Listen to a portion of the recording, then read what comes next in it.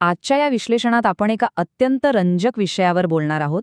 आपण समजून घेणार आहोत की गती किंवा मोशन ही साधी वाटणारी संकल्पना खरं तर या संपूर्ण विश्वाचा एक मूलभूत आधार कशी आहे.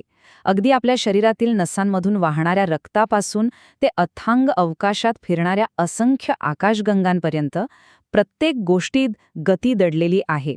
आपल्या सभोवतालचे हे वास्तव नक्की कोणत्या नियमांवर चालते आणि त्याच्यामागे कोणतं गणित दडलेलं आहे हे आपण आज उलगडून पाहणार आहोत. या स्पष्टीकरणाचा एक सोपा आराखडा आपण फॉलो करणार आहोत. सुरुवातीला पॉइंट ऑब्जेक्टच्या मूलभूत संकल्पनेपासून सुरुवात करून शेवटी चालती गाडी थांबवण्यासाठी लागणारे अंतर कसे काढायचे इथपर्यंतचा प्रवास आपण करणार आहोत. चला तर मग आपल्या पहिल्या टप्प्यापासून सुरुवात करूया, जो आहे पॉइंट ऑब्जेक्टचा भास. गती मोजायची म्हटली की एक गोष्ट लगेच लक्षात येते, ती म्हणजे प्रत्यक्ष जग खूप गुंतागुंतीचं आहे. प्रत्येक गोष्टीचा आकार वजन लक्षात घेऊन गती मोजणं कठीण होऊ शकतं. म्हणूनच बहुतेक शास्त्रज्ञांनी एक अतिशय हुशार आणि सोपी संकल्पना शोधून काढली, ती म्हणजे पॉइंट ऑब्जेक्ट. उदाहरणार्थ, सायकलवरून एका मोठ्या गोलाकार ट्रॅकवर जाणारा माणसाच्या खांद्यावर बसलेलं माकड, इथं ते माकड एक पॉइंट ऑब्जेक्ट मानलं जाऊ शकतं, कारण त्या ट्रॅकच्या लांबीच्या तुलनेत माकडाचा आकार अगदीच नगण्य आहे. पण दुसरीकडे टेबलावरून खाली पडणारं आणि गोल फिरणारं चंचुपात्र किंवा फिरणारा क्रिकेटचा चेंडू आपण पॉइंट ऑब्जेक्ट मानू शकत नाही, कारण इथं वस्तूने कापलेलं अंतर आणि वस्तूचा आकार जवळपास समान असतो.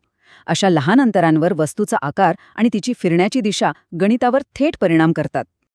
आता वस्तूंचे हे स्वरूप सोपे करून झाल्यानंतर आपला दुसरा टप्पा आहे एखाद्या अचूक क्षणाची गती टिपणे. आता गती मोजताना वेळेच्या एका अतिशय सूक्ष्म गोठलेल्या क्षणी वस्तूची हालचाल कशी मोजायची हा प्रश्न येतो. इथेच कॅल्क्युलसची भन्नाट मदत घेतली जाते. इथला सर्वात महत्त्वाचा मुद्दा असा आहे की जेव्हा वेळेतील बदल म्हणजेच टाइम इंटरवल शून्याकडे झुकतो, तेव्हा सरासरी वेग हा तात्कालिक वेग किंवा इन्स्टंटेनियस व्हेलॉसिटी बनतो. हे समजायला अगदी सोपं आहे. जसं गाडी चालवताना आपण एखाद्या विशिष्ट क्षणी स्पीडोमीटरकडे बघतो, तेव्हा तो काटा अचूकपणे एका क्षणाचा वेग दाखवतो. अगदी तसंच. आता गणितातली एक जादू पहा. एका वेगवेळ म्हणजेच व्हेलॉसिटी टाइम आलेखावर एखादं क्षेत्रफळ थेट कापलेल्या अंतराच्या बरोबर कसं असू शकतं? तर जेव्हा आपण वाय अक्षावरील वेगाचा एक्स अक्षावरील वेळेसोबत गुणाकार करतो, तेव्हा त्या वक्राखालील तयार होणारं क्षेत्रफळ आपल्याला एकूण झालेल्या विस्थापन म्हणजेच डिस्प्लेसमेंट देतं. आलेखामधून थेट अंतर काढण्याची ही पद्धत खरंच अचंबित करणारी आहे. यावरून आपण वळूया तिसऱ्या भागाकडे, जो आहे प्रवेगाचा घटक. आता वेग कसा बदलतो ते पाहूया.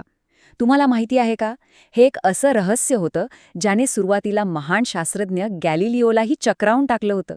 पण नंतर त्यांच्या लक्षात आलं की वेगातील हा बदल अंतरासोबत नाही तर वेळेसोबत होत असतो. प्रवेग किंवा ॲक्सेलरेशन म्हणजे प्रति युनिट वेळेत वेगात होणारा सरासरी बदल.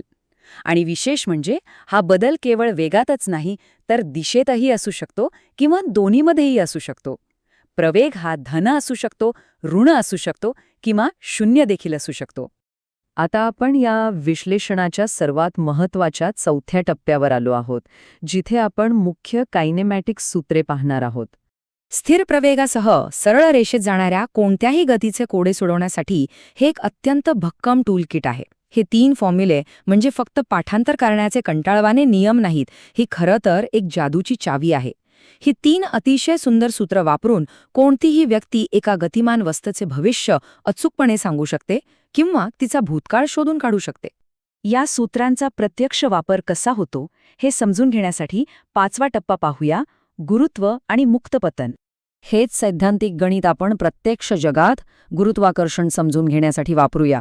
जेव्हा एखादी वस्तू मुक्तपणे खाली पडते म्हणजेच फ्री फॉल होते, तेव्हा ती 9.8 मीटर प्रति सेकंड स्क्वेअर या एका अत्यंत स्थिर गतीने खाली खेचली जाते.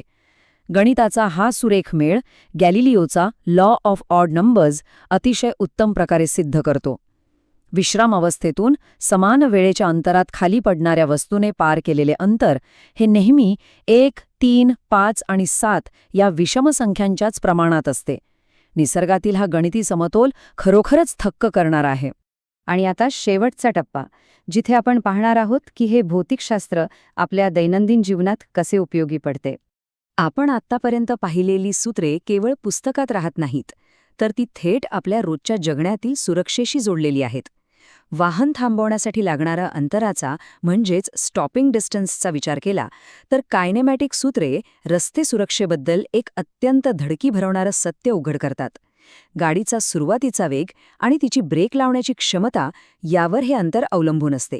आणि सर्वात धक्कादायक गोष्ट म्हणजे जर गाडीचा वेग दुप्पट केला तर गाडी थांबण्यासाठी लागणारे अंतर चक्क 4 पटींनी वाढते. म्हणूनच वेगावर नियंत्रण ठेवणं किती जीवनावश्यक आहे हे यातून स्पष्ट होतं. पण गाडीचे ब्रेक लागण्यापूर्वीही एक अतिशय महत्त्वाची गोष्ट घडत असते. ती म्हणजे मानवी प्रतिक्रिया वेळ. डोळ्यांनी एखादा धोका पाहणे, मेंदूने त्यावर विचार करणे आणि शेवटी पायाने ब्रेक दाबणे या प्रक्रियेत माणसाला काही सूक्ष्म वेळ लागतो. हा मानवी विलंब गणिताच्या भाषेत कसा मोजला जातो? यासाठी एक अतिशय सोपा प्रयोग करता येतो. एका व्यक्तीने मोजपट्टी किंवा रूलर सोडून द्यायची आणि दुसऱ्याने ती पकडायची. समजा ती पट्टी 21 सेंटीमीटरवर पकडली गेली तर मगाशी आपण पाहिलेलं फ्री फॉलचं समीकरण रिव्हर्स इंजिनियर करून आपण हे अंतर वेळेत रूपांतरित करू शकतो. आणि त्यावरून असं दिसून येतं की एका माणसाची प्रतिक्रिया वेळ ही साधारणतः 0.2 सेकंद इतकी असते. आपण या स्पष्टीकरणाच्या शेवटी आलो आहोत. गतिशास्त्र आपल्याला गतीची कारणे न शोधता तिचे अचूक वर्णन करायला शिकवते. पण इथे जाता जाता एक विचार करण्यासारखी गोष्ट आहे.